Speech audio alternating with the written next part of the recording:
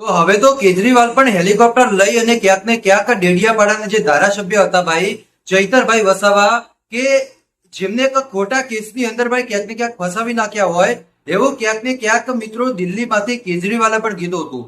ચૈતરભાઈ વસાવા કે જેમને 7 વર્ષની જેલ થઈ ગઈ, એમની સાથે એક એ માતા કે જેને મિત્રો 18 દિવસનું બાળક, એ 18 દિવસનું બાળક જેલમાં રડી રહ્યું છે મિત્રો.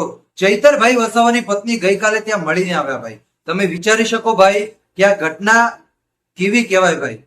મિત્રો હાલમાં વાત કરવામાં આવે તો હવે ખરેખર દિલ્હીમાંથી હેલિકોપ્ટર તૈયાર કરો ભાઈ અને સીધું ડેડિયાપાડાની અંદર લાવીને ઉતારો ભાઈ.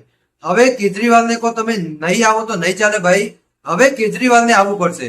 ગુજરાતમાં જેટલા ધારાસભ્યો હતા આમ આદમી પાર્ટીની અંદર, એ તમામે તમામ ધારાસભ્યોએ ઘણી બધી કોશિશો કરી ભાઈ, પરંતુ છતાંય ચૈતરભાઈ વસાવા જેલમાં રહ્યા.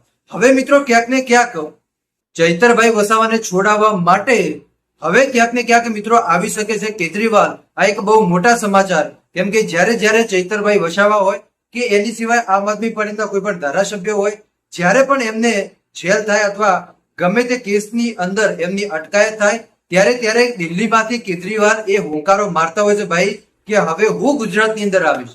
તો હવે મિત્રો જોવાનું એ મહત્વનું રહેશે ભાઈ કે આખરે કેજરીવાલ ક્યારે આવશે ભાઈ. જેટલા જલ્દી કેજરીવાલ આવશે ભાઈ એટલું જલ્દી સારું થશે, કેમ કે ચૈતરભાઈ વસાવાને 7 વર્ષની જેલ થઈ ગઈ ભાઈ. હવે ચૈતર વસાવાનો કેસ કે જે નીચલી અદાલતમાં ચાલી રહ્યો હતો ભાઈ, હવે આ કેસ ઉપલી અદાલતમાં જશે ભાઈ, અને ત્યારે જોવું મહત્વનું રહેશે કે ઉપલી અદાલતમાંથી ચૈતરભાઈ વસાવાને જામીન મળશે કે નહીં. બાકી હવે ધીરે ધીરે ખબર પડી જશે ભાઈ કે જો દિલ્હીમાંથી કેજરીવાલ ચૈતર વસાવાને છોડાવવા માટે આવશે તો પછી ગુજરાતમાં મિત્રો માહોલ આખો અલગ થઈ જશે.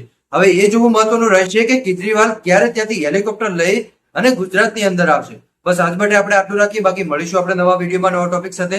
ત્યાં સુધી બધાને જય માતાજી, જય દ્વારકાધીશ. આગળ પણ આવવાનો સપોર્ટ કરતા રહેજો. ધન્યવાદ.